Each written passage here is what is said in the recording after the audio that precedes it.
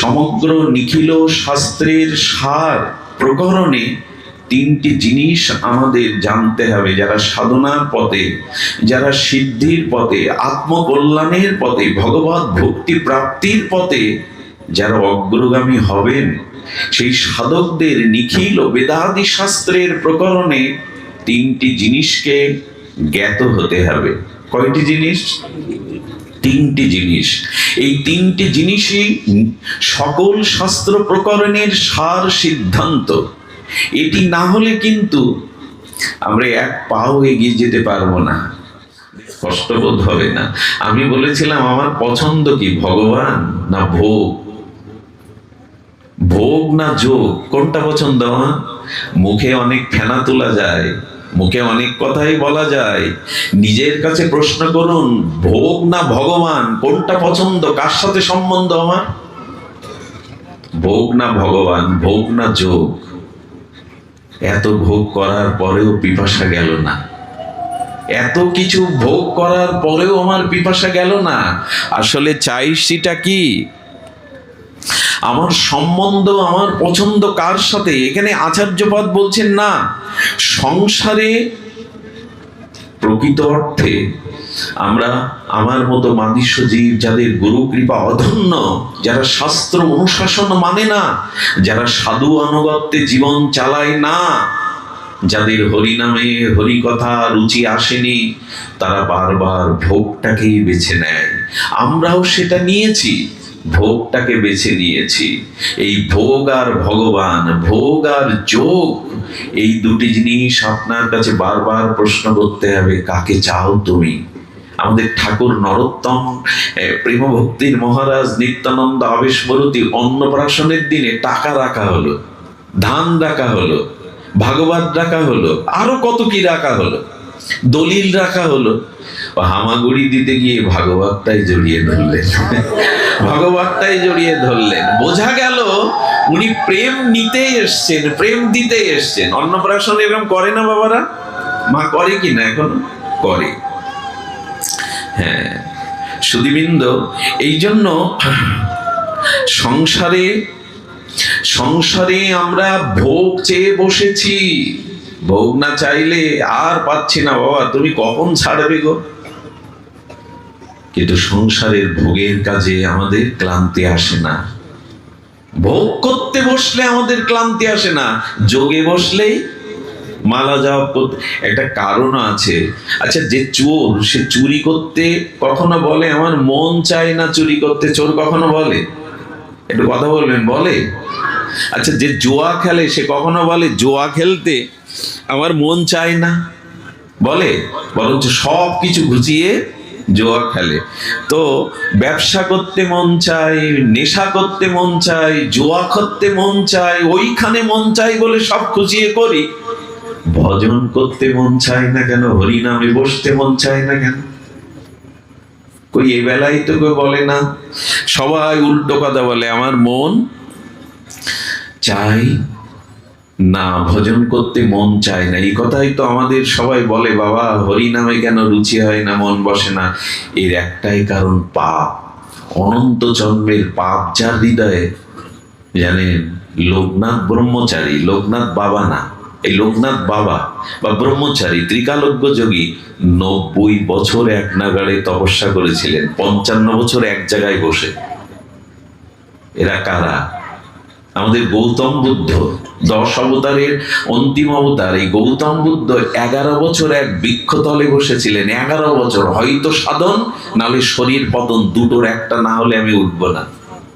3 ঘন্টা এক জায়গায় হরিকথা শুনতে বসতে পারি না। জানেন, আমার মেরুদণ্ডে ব্যথা, আমি ছোটবেলায় পড়ে গেছিলাম। 10 বছর পর কলকাতায় ডাক্তার দেখালে বললে হাড়ের ভিতরে ফ্র্যাকচার হয়ে গেছে, ওটা আর সারবে না। কি করতে বললো, আপনি বসে থাকবেন না, আপনার ঔষধ দাঁড়ানো, 24 ঘন্টায় পারলে যতটুকু পারে দাঁড়াবেন ঘুমানো বাদে। আর বসলে সাইকেলে, মোটর সাইকেলে না, যেখানে বসবেন নরম জায়গায়, বসলেই পেন হয়। কিন্তু আমি একটা আশ্চর্য জিনিস দেখেছি, অন্য সময় বসতে পারি না, কিন্তু আমাকে যদি পাঠে বসিয়ে 6 ঘন্টা বসতে বলেন, আমি নড়বো না।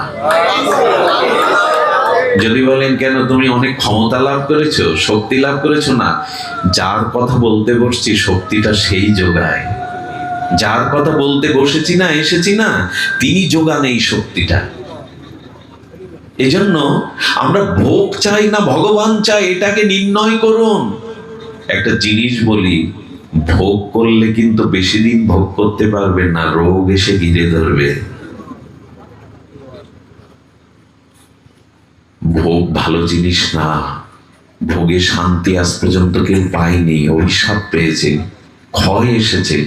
দয়া করে মনকে বোঝান, আর যেন বিষ না চায়, আর যেন বিষ না চায়। এজন্য যোগ চান। ভোগ চেয়ে চেয়ে ঠকে গেছি, ভোগ চেয়ে চেয়ে অভিশপ্ত হয়েছি, ভোগ চেয়ে চেয়ে জন্ম মৃত্যু প্রারব্ধ দোষ ভোগ করছি। আর কত কষ্ট, আর কত যন্ত্রণা, আর কত এই জন্ম মৃত্যু জরাব্যাধি ভোগ করব। এই জন্য পছন্দটা ভোগের করেন না, ভগবান কি করবেন। আগে তো পছন্দটা ঠিক করি। সম্বন্ধ কার সাথে? আপনার আমার সাথে। এই কথাটি একটু ধ্যান দিয়ে শুনতে হবে। অনেক মায়ের চোখের নিদ্রা নেমে আসছে, একটু সতর্ক হন, নিজেকে জাগিয়ে রাখুন, নিজেকে একটু জাগিয়ে রাখুন। আমি ছেড়ে দেব, অত্যাচার করব না, ছেড়ে দেব, জাগিয়ে রাখুন। পছন্দ কার আমাদের? এই প্রশ্নের উত্তর আমি খুব দ্রুত বলে যাচ্ছি। পছন্দটা আমরা ভোগ না ভগবান বললাম, আর সম্বন্ধটা একটা কথা বলি, ভগবানের সাথে ছাড়া, শ্রীগুরুর সাথে ছাড়া আমাদের সম্বন্ধটা অন্য কারোর সাথে নাই। এ কথাটা আমি প্রমাণ দিতে পারি। আমি না, শাস্ত্র প্রমাণ দিয়েছেন, আচার্যরা প্রমাণ দিয়েছেন, গীতা ভাগবত দিয়েছেন। যদি বলি তাহলে এই পিতা মাতা, এই পুত্র কন্যা, এই যে পরিবার, বলি এটা ঋণানুবদ্ধী সম্বন্ধ। কোন জন্মে আমি এদের কাছে ঋণ ছিলাম, সেই ঋণ চুকাতেই এদের মাঝে এসেছি। যে আমেরিকায় জন্ম হতে পারতাম, পারতো না, ইংল্যান্ডে জন্ম হতে পারতো, বাংলাদেশে আনাচে কানাচে জন্মেছি কেন? এদের পেয়েছি কেন? কানা খোড়া মূর্খ দুঃখময় সংসার। বলি যাদের পেয়েছি না, এদের কাছে তুমি অনেক জন্মে ঋণ ছিলে, সেই ঋণের সম্বন্ধ এদের সাথে চিরদিনের সম্বন্ধ তোমার নয়। এ কথাটা আজকে নতুন শুনছেন তা না, বহুবার শুনেছেন, কিন্তু হৃদয়ে দাগ কাটেনি, সিদ্ধান্ত নিতে পারিনি। ভেবে দেখ মন, কেউ কারো নয়, মিছে মায়া ভূমণ্ডলে বলছে, কেউ কারো নয়। অনিত্যম অসুখম এই সম্পর্ক চিরদিনের নয়, চিরন্তনেরও নয়। এই সম্পর্ক ঋণানুবদ্ধিতা। মনে পড়ে কলকাতার দুই বন্ধু দিল্লিতে শেয়ার মার্কেটের ব্যবসা করতে গিয়ে 1 বছরেই 5 কোটি টাকা লাভ করে ফেললো। সেই 5 কোটি লাভে এক বন্ধুর মধ্যে পাপ বুদ্ধি এলো। হোটেল বয়কে টাকা দিয়ে বন্ধুকে বিষ খাইয়ে খাদ্যের সাথে মেরে পাথর ঝুলিয়ে সমুদ্রে বাসিয়ে দিল। ওই 5 কোটি টাকা নিয়ে কলকাতা ফ্ল্যাট কিনলো, আলিশান বাংলো, গাড়ি বাড়ি তৈরি করে সুন্দরী রমণী আনলো, সুখের ফোয়ারায় ভাসতে থাকলো। 2 বছর পরে পুত্র সন্তানের জন্ম হলো। পুত্রের বয়স যখন 3 বছর, তখনই কি হলো, পুত্রের অসুখ দেখা দিল। সারা ভারতবর্ষে চিকিৎসা করে অর্ধেক সম্পদ খোয়ালো। এরপরে ইংল্যান্ডে বিদেশে গিয়ে চিকিৎসা করতে গিয়ে যা কিছু ছিল সব খোয়ালো। ইন্ডিয়াতে ফেরত এসে বাড়িটা বিক্রি করে দিল। 100 টাকা সম্বল আছে। কলকাতার হাসপাতাল ডাক্তাররা বলল বাড়ি নিয়ে যান, আজ রাতেই মরে যেতে পারে, ওকে বাঁচানো যাবে না। কোলে করে বাড়ি আনলো, আর গাড়ি ভাড়াটা 100 টাকা ট্যাক্সিকে দিল, কোলেই ছেলেটা মারা গেল। ওই 100 টাকায় অন্তিম সম্বল গেল, আর ও মারা গেল। ভারতীয় এক ঋষির কাছে গিয়ে হিমালয়ে বলেছিলেন, কারণ বলতে পারেন? বলে কারণ তো খুব সোজা কারণ। যে বন্ধুকে মেরে ফাঁকি দিয়ে টাকা লুটে নিলে, ওই বন্ধুই পুত্র হয়ে এসে তোমার সব কেড়ে নিয়ে চলে গেল। কেড়ে নিয়ে চলে গেল। ঋণ, এই যে যাদের পেয়েছি আমরা, এদের কাছে ঋণী। এই সম্বন্ধটা ঋণের, ওই ঋণ শোধ করতে আসা। এদের সাথে আমার চিরদিন সম্বন্ধ নয়। এই জন্য তো শ্মশানে মৃত ব্যক্তিকে অন্ত্যেষ্টিক্রিয়া করার পরে, চালানোর পরে কলসি ভেঙে দেয় কি আপনাদের দিকে? চিতার মধ্যে কলসি ভাঙে কি? ভেঙে কি বলে, ওদিকে আর ভগবান বললেন ওই দেখ সব চুকে গেছে। আর 11 দিন তোর বাড়িতে আত্মীয় স্বজন, নতুন কাপড় সাপড়, গান বাজনা, 11 দিনেই তুমি ফিনিশ। আরে 11 দিন লাগবে না, কলসি ভাঙলে বলবে আর ওদিকে তাকিও না। এই তো সম্বন্ধ। অপরাধ নেবেন না। স্বামীকেও বিষ খাইয়ে মারছে স্ত্রী, আবার স্ত্রীকেও পিটিয়ে মেরে অভিনয় করছে যে সে আত্মহত্যা করেছে। সংসার তো এই। কিছু অপরাধ নেবেন না। পিতা মাতারও মৃত্যু কামনা করছে সম্পত্তি পাওয়ার জন্য সন্তানরা। কবে মরবে বুড়ো, এর সাথেই সম্বন্ধ আপনার। এই স্বার্থময়, এখানে আমার কাছে সকলে চায়, আমি দিতে না পারলে ওদের প্রিয় কোনোদিন হতে পারবো না। আমি ওদের দেই জীবন যৌবন, তাই ওরা আমাকে মনে রাখে। না দিতে পারলে ওরা আমায় মনে রাখবে না, ছুঁড়ে ফেলে দেবে।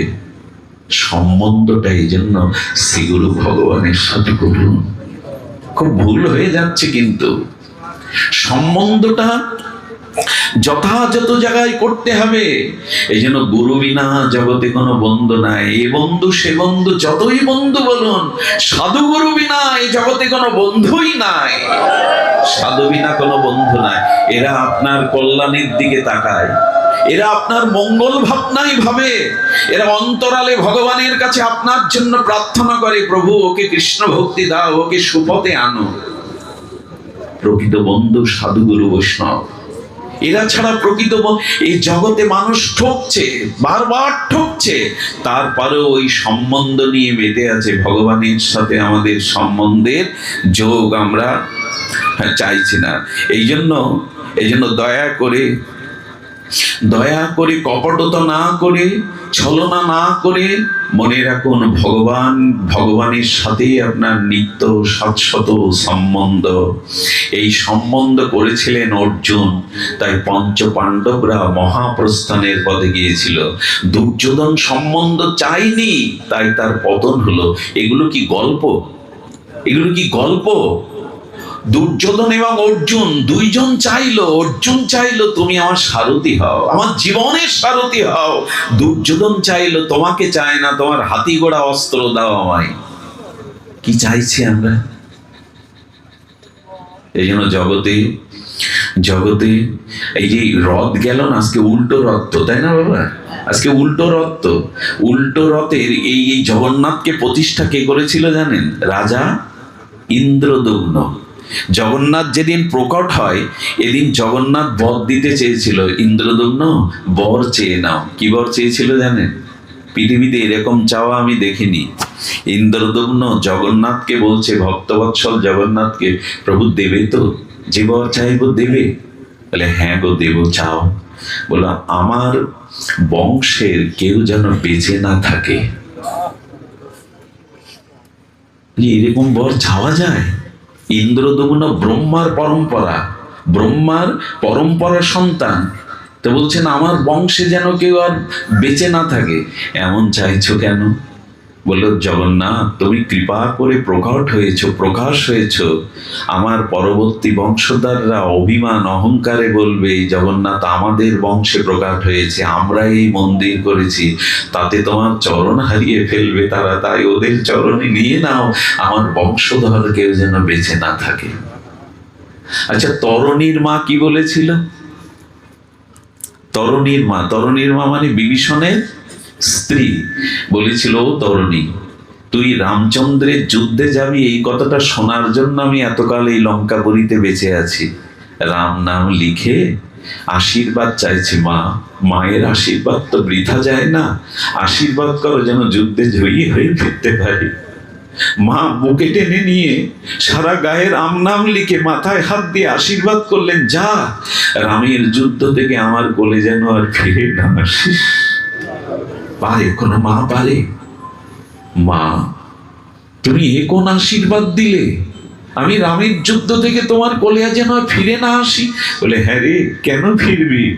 এই মরজগতে রাক্ষসপুরীতে এলে জন্ম মৃত্যু এই অভিশাপ বুঝবে না, কিন্তু যে চরণে তোকে পাঠাচ্ছি ওই চরণ প্রাপ্তি হলে আর তোকে অভিশাপ নিতে আসতে হবে না।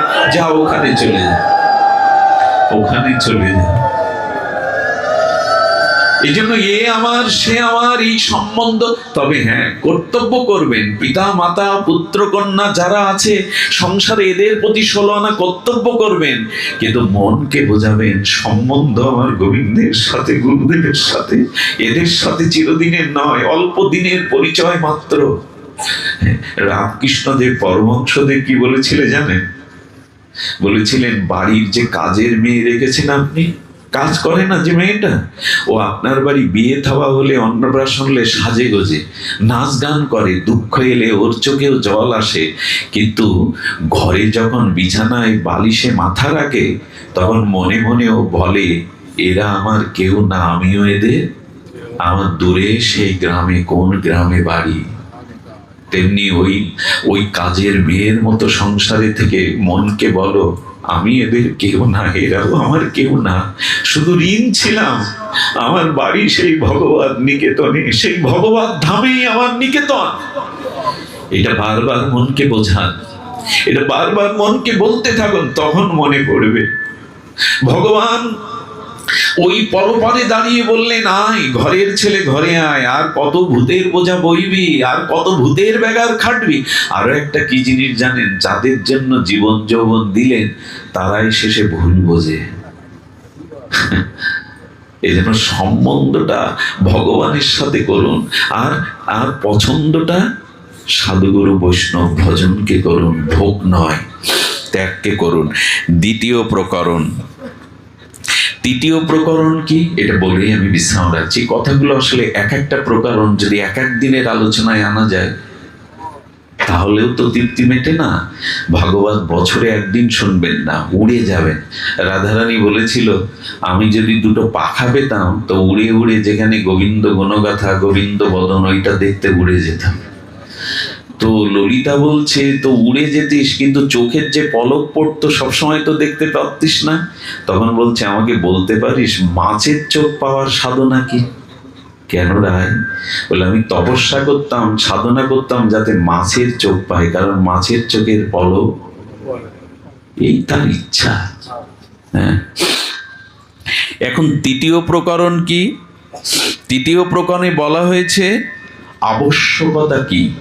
মনে থাকবে তো? 3টি প্রকরণ: জীবনের লক্ষ্য বা উদ্দেশ্য, সম্বন্ধ বা পছন্দ, আর তৃতীয় হলো আবশ্যকতা কি। আমাদের জীবনের আবশ্যকতা অবশ্যই পেতে হবে কোনটা? দেখুন, কর্তব্য আর অবশ্য কর্তব্য কোনটা গ্রহণ করতে হবে। একদিন না খেতে পারি, 2 দিন স্নান না করতে পারি, একদিন না ঘুমাতে পারি, একদিন নিঃশ্বাস নেব না, তা হয়? নিঃশ্বাস গ্রহণ করাটা অবশ্য কর্তব্য, খাওয়া দাওয়া এই কর্তব্য একদিন বাদ পড়লেও ক্ষতি হয় না, কিন্তু 24 ঘন্টা নিঃশ্বাস নেব না তা তো হয় না। জীবনের আবশ্যকতা কি? তো এখানে বলছেন আবশ্যকতা হলো নিজের প্রয়োজন, সেই প্রয়োজনই তোমার আবশ্যকতা। প্রয়োজন হলো ভগবত ভক্তি, ভগবত প্রেম, এটা তোমার জীবনের আবশ্যকতা। আমি আগেই বলেছি, বহুবার বলেছি, 0 দিন, 10, 15টা 20টা 0 দিন বামে 1 নেই, 0-এর মূল্যায়ন হবে, কিন্তু বামে 1 থাকলে তার মূল্যায়নটা হবে। এই জন্য দয়া করে, কৃপা করে অনুরোধ করব, জীবনের আবশ্যকতাকে বুঝুন, জীবনের মূল প্রয়োজনটা বুঝুন। এই মূল প্রয়োজন হলো ভগবত ভক্তি। এটা না হলে কিন্তু লবণহীন তরকারির মতো হয়ে যাবে। ওইটুকু লবণ দেয়নি বলে জিনিসটার আস্বাদন হলো না। তেমনি জীবনের আবশ্যকতা হলো ভক্তি লাভ করা।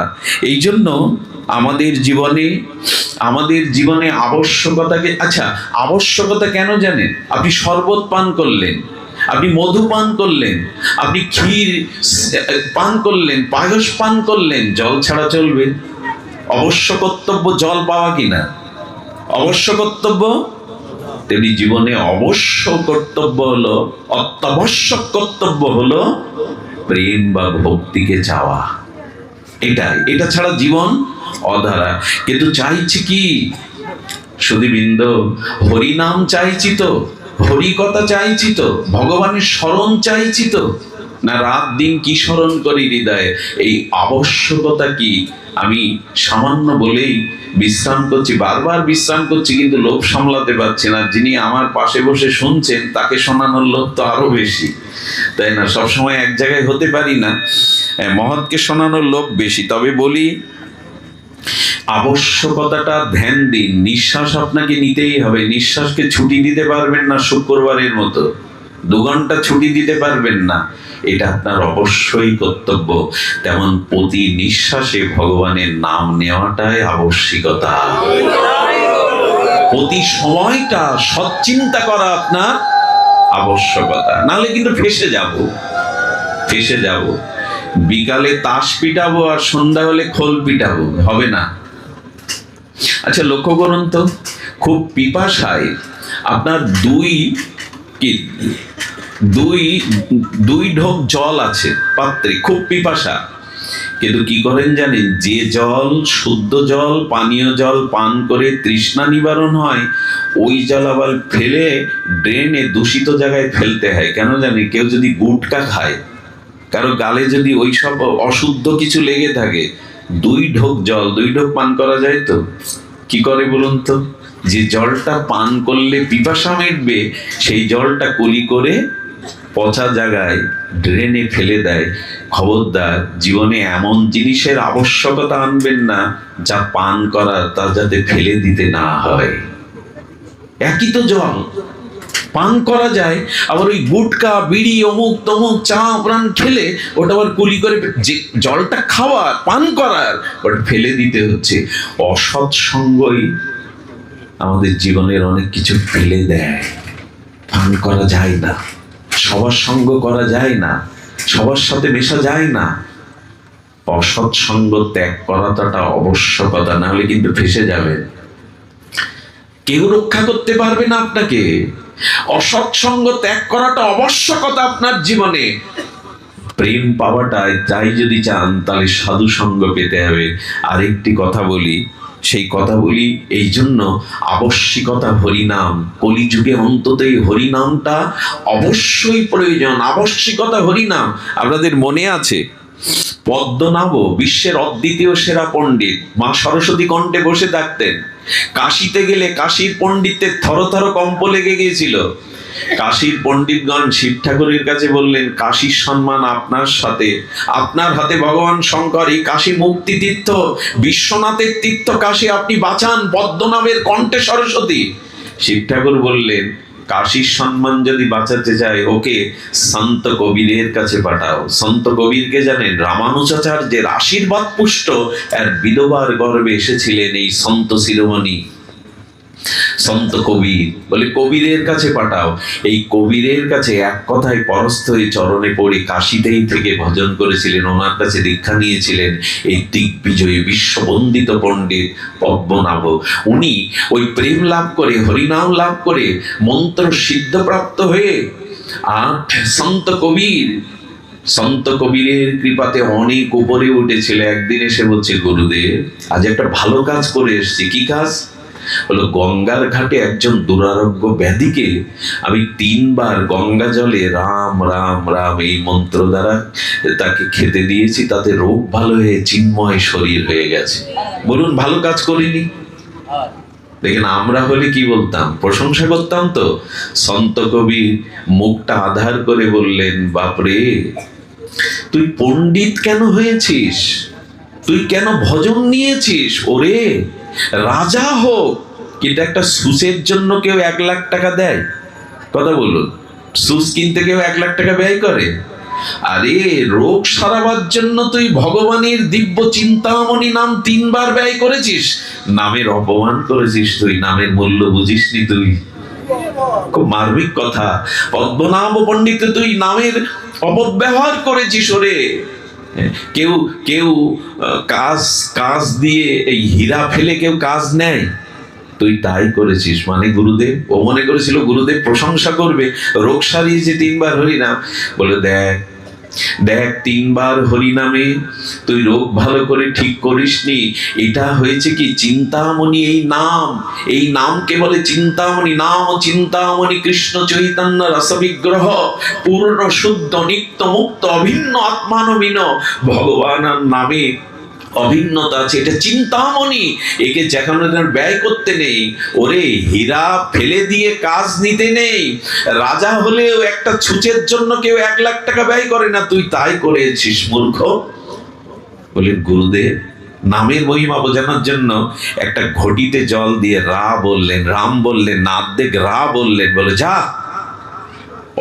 ওই যে ওই ঘাটে দেখ অনেক মরা পড়ে আছে, এই জলটা তার উপরে ছিটিয়ে দে, আর কিছু করা লাগবে না, দেখ কি হয়। সন্ত কবি নিজের মহিমা প্রকাশের জন্য না, শিষ্যকে বোঝাচ্ছেন যে নামের মহিমা কি। ওই জল ছিটে দেওয়ার সাথে সাথে দশমের ঘাটে সেই ব্যক্তি জীবিত হয়ে উঠলো। জানেন আমি গল্প শোনাচ্ছি না, জীবিত হয়ে উঠলো শুধু শব্দে। ভগবান নামের মধ্যে তাহলে কি আছে?